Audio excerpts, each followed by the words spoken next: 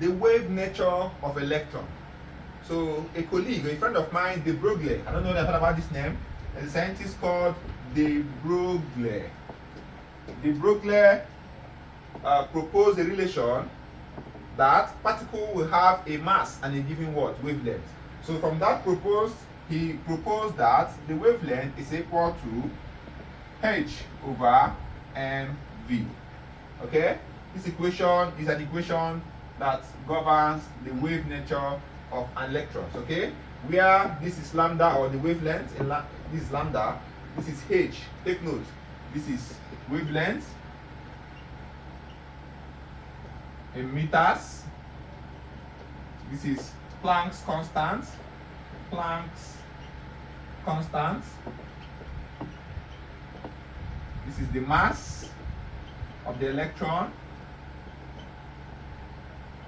or particle. This is the velocity of the electron. Okay? So the velocity can be in meter per second square. Meter per second, sorry. The mass will be in kg. And the Planck's constant, all of us know the Planck's constant. If you don't know the Planck's constant, it's a constant. 6.626 times 10 to the power of minus 34 joule per second. Okay? The unit of Planck's constant is joule seconds, right? So take note. So with this equation, you can evaluate either the wavelength of the electron, or you can evaluate, of course, mainly the wavelength of the electron, because we use this equation to get the wavelength or the wave nature of an electron. So with this equation, we can solve simple problems involving de Broglie's equation. So the equation is called de Broglie equation. It's called the Broglie equation of electron, of wave nature of an electron. So look at this question on this de Broglie equation. The Broglie equation is simple, it's straightforward. Okay, just know what is involved and what you are looking for. Most of the times in the de Broglie equation, what we are looking for is the wavelength, right? So the wavelength explains the wave nature of an electron. Okay, so calculate the wavelength in meters. I told you already that the wavelength is always in meters, right? Of an electron at, this is the speed or the velocity of that electron. Okay, and they gave us the mass of an electron in grams. It should be in kilograms, right? How do you convert gram to kilogram? You divide by what? 1000. Okay, if you divide by 1000, this negative sign will go higher by 3, because 1000 has 3 zeros, right? If you divide by 1000, you go 29, 30, 31. So you're going to have the mass of the electron will become 9.11 times 10 to the power of minus 31 kg. Why? Because I divided this by 1000 to get this. Okay, so already the velocity was given as 1.24 times 10 to the power of 7, and the Planck's constant h is 6.626 times 10 to the power of minus 34. Okay, minus 34 joule second. So how do you now calculate the de Broglie wavelength? The wavelength will be equal to h over mv. So the h is 6.626 times 10 to the power of minus 34 all over the mass of the electron, 9.11 times 10 to the power of minus. Remember that the mass, we have converted the mass from gram to kilogram. So half minus what? 31 multiplied by the velocity, which is 1.24 times 10 to the power of 7. So when you do this calculation, the wavelength for this particle is going to be 5.87 times 10 to the power of minus 11 meters. Remember they say we should leave it in meters. So to leave it in meters, have this. That's why we left it in meters. So that is the answer to this question. So the wavelength of this electron is given as this in meters. Now, today we'll be looking at spectral lines. Okay? So these spectral lines are, remember that we'll consider energies, energy level. Energy level of an element, of an electron, is determined from the word, using the word quantum numbers, right? So these quantum numbers are numbers that we use to define the energy or discuss the behavior of an electron. So when you look at this, when these energies are migrating from one level to another, okay, they emit what we call radiation, and in that process a given wavelength between the lines will produce. So that line separating two energy level is what we call the spectral line, okay, and these spectral lines are being classified according to this series. Okay, we have the Lyman series, which starts from the principal. Remember that this n here stands for the principal quantum number, okay, which starts with the principal quantum number 1 and migrates to 2 down to infinity. The next one is the Balmer series, okay, which has a quantum number of 2 ranging from 3, 4, 5. Okay, the next one is the Paschen, the bracket, and the P formed. Now this series can be used to calculate the wavelength between two of these principal quantum numbers. So how do we calculate this? To calculate this, the wavelength can be calculated using this expression r bracket open 1 over n 1 squared minus 1 over n2 squared. Okay, so where this stands for wavelength in meters, this r is a constant. This r is a constant called the Rydberg constant. Okay, so with this you can evaluate the wavelength of an electron if it moves from a specific energy level to another energy level. This n1 stands for the original or the ground state energy level, while this is the final energy level that the electron will find itself. So the gap, the wavelength between these two, is calculated using this expression. So the constant r is called the Rydberg constant. So the table explains the series. So each of these series has its own what energy level attached to it. So take a look at the question on the board. It said calculate the wavelength of the lines in the Balmer series of hydrogen spectrum moving from N2 to N3. Okay? And they give us the Rydberg constant I told you about. They give us the constant. So to solve this, we'll simply apply the equation for this, so which is 1 over wavelength is equal to the Rydberg constant 1 over the ground state energy level squared minus the final energy level all squared. That's the equation, right? So it's quite simple, just apply the basic concept, right? So to solve this, I'll quickly put in the values, right? The values, the Rydberg constant was given to you already, so we have 1 over the wavelength is equal to 109,677,58, right, into 1 over 2 squared minus 1 over 3 squared. Okay, so when you simplify this, you multiply with this and then make the wavelength subject of formula. So quickly, we have that 1 over wavelength is equal to 109,677,58 multiplied by, if you work this thing out, if you work it out, you have 0.1389. Okay, so that when you now work this out, you simply make the wavelength subject of formula. So if you multiply this and this, remember this still remains here, wavelength equal to, when you multiply these two things, you have a large number 152,3421.59. Okay, so wavelength becomes 1 over this 152,3421.59. So when you work this out, the wavelength becomes 6.565 times 10 to the power of minus 7 meters. That's the wavelength. So take a look at the solving. It's quite simple. The only challenge you have here is just to remember just how to multiply and divide and make something subject of formula. The equation is quite straightforward. So in most cases, they might not stop here. You might be asked to go further and get the frequency. Okay? In most cases, you might be asked, get the frequency. So from your knowledge of velocity is equal to frequency multiplied by the wavelength. Okay? Remember that the electron has a speed or a velocity which is 3 times 10 to the power of what? 8.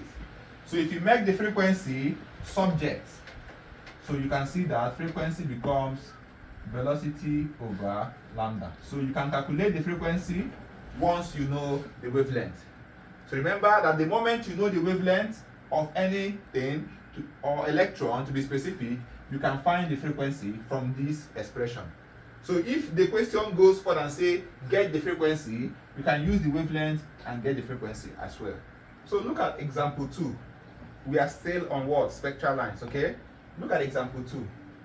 We are told to calculate the wavelength and the frequency of the third line. Take a look at the question. The third line in the Paschen series. If you remember from what I gave you from the previous class, we said that this Paschen series, the energy level starts from what? Remember, it starts from 3. Watch. Paschen. For the Paschen series, the N1 starts from 3. Okay? Meaning that the ground state is 3. Okay? The ground state is 3. Then the first line will be 4. The second line will be 5. The third line will be what? 6. So N2 is 6. How did I get this again? From the Paschen series, the ground state is 3. The first line is 4. The second line is 5.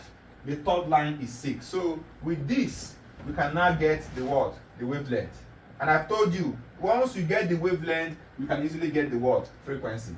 So wavelength will be equal to R into 1 N1 squared minus what? N2 squared. Right? So we simply have wavelength is equal to 109.67758. This is the constant. Of course, you know this. They didn't give it in the question. But always know that this is the value of the R. Multiplied into 1 over 3 squared minus 1 over 6 squared. Okay? So what next? You know what next to do. Work out this, multiply with this, and make the wavelength subject of formula. So to do that, I'll simply have that wavelength is equal to 109.67758 into, work this out. If you work it out, what you have is 0.0833, right? So that wavelength is equal to, multiply this with this, you will have 913.614.24. So you can also punch it out with your calculator to confirm these values we are giving out here. So from here, the wavelength will be equal to 1 over this. I hope you know how to make something subject of formula. That's very important in this. So wavelength will be equal to, when you divide 1 divided by this, you have this value as 1.094 times 10 to the power of minus 6 meters. Okay? That is the answer. This thing you are seeing here is the answer to this question, and it's also the same thing as 1094 nanometer. Do you know how to convert from meter to nanometer? It's very simple. So we have this as the final answer. So this is the wavelength of this electron. Okay? So now, how do you get the frequency? I have told you that velocity is equal to frequency multiplied by what? The wavelength. So with this, you can work it out. So how do you work it out? You simply make this F subject of formula. So quickly, let's just do it right here.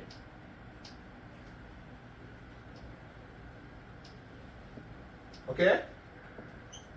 So, since we are looking at the speed of electron, the speed of an electron is constant, right? You know the value as 3 times 10 to the power of what? 8 meter per second, right? So making this frequency here subject of formula. Making the frequency subject of formula, we have that frequency is equal to V over the wavelength. So what's our V? Speed of light. They didn't give it to us, but we know as 3 times 10 to the power of 8 all over. What is the wavelength in meters? 1.094 times 10 to the power of minus 6. So when you divide this, the frequency will be equal to 2.742 times 10 to the power of 14 hertz. That's the final answer. So take a look at the question on the board. We are told to find the energy of a photon of light whose wavelength is 305 nanometer. Okay? So remember that when energy is quantized, energy is equal to hc over wavelength, which is also equal to hf, right? So for this question, the wavelength was given, and we know what is h, the Planck's constant, right? So the wavelength is in nanometer. You quickly convert it to what? Meter, and then you solve. So energy will be equal to the Planck's constant.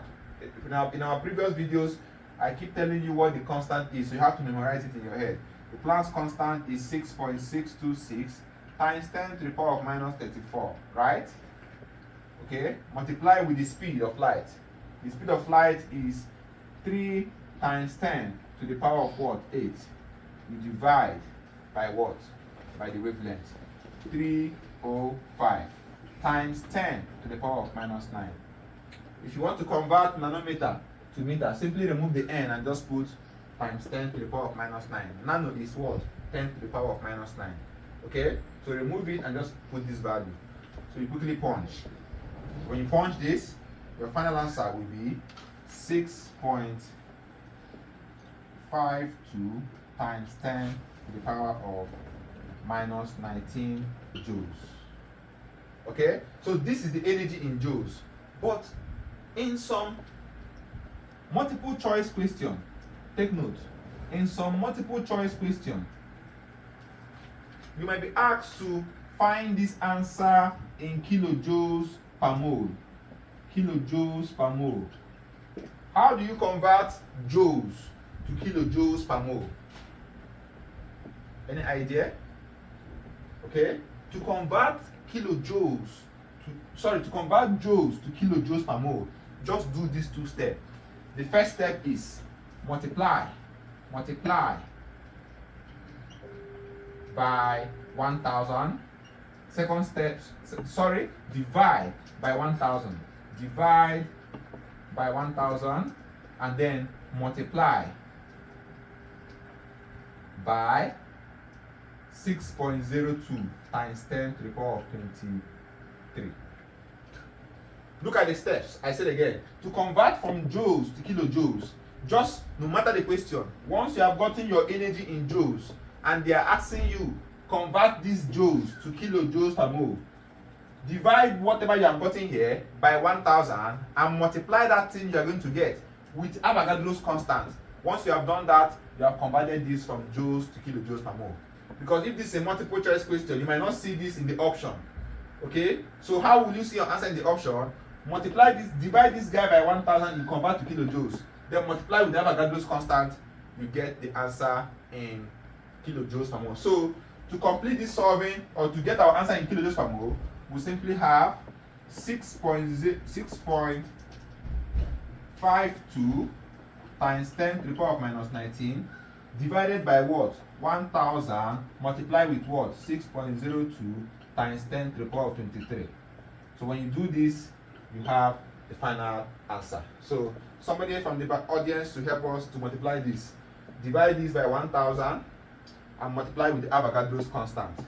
So whatever you get here will be our final answer. So what we're going to have is equal to 392.504 kilojoules per mole.